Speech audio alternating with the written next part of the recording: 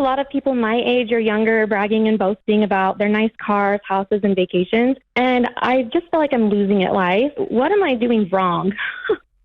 How do I afford this? You said people your age. What is your age? I'm 33.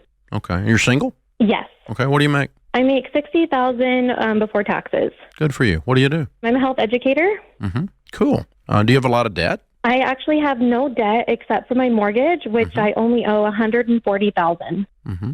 Well, this is the problem that the millennial, your generation, was one of the first ones to really, really struggle with it. It used to be that we would say, don't keep up with the Joneses. Have you ever heard that old saying? Of course. Yeah. But the problem was in those days, it wasn't as hard to keep up with the Joneses because they lived next door and you saw them drive in their car, but you also saw them have a big fight. And you also knew that their kids were messed up and you knew this and you knew that. So, when they got a car, it wasn't as big a deal because you kind of knew some of the dirt too, right? But on social media, your only thing you're looking at is the highlight reel because nobody posts on there, oh, my husband just got me a 1992 Honda, #blessed.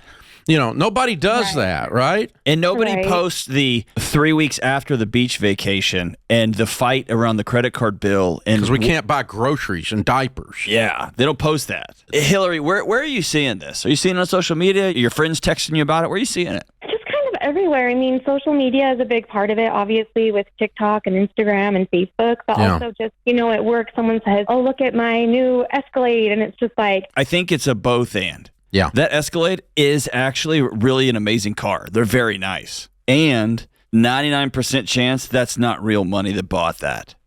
And so if you just called into the show and said, I'm a 33-year-old single female, I make $60,000, I only have $120,000 left on a house I bought myself, we would be going, touchdown! We would celebrate you as like the model.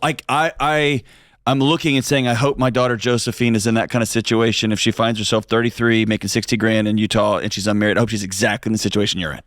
That'd be amazing. You're amazing. You've done a great job. You're doing it right. I guess. You're the indie filmmaker, and all you have is a camera, and you're telling real stories, and you can't compete with the Godzilla movies that are made in computer labs. That's what you're doing. Well, that makes me feel better because I also recently just paid cash for my master's degree. And so all that money that I had saved, I'm just like, that could have been a vacation or a car. I shouldn't have done that. Dude, you just put an investment in yourself for the next 50 years of your life. You traded a master's degree for Bahamas. This is a good trade. I hope so. Oh, man.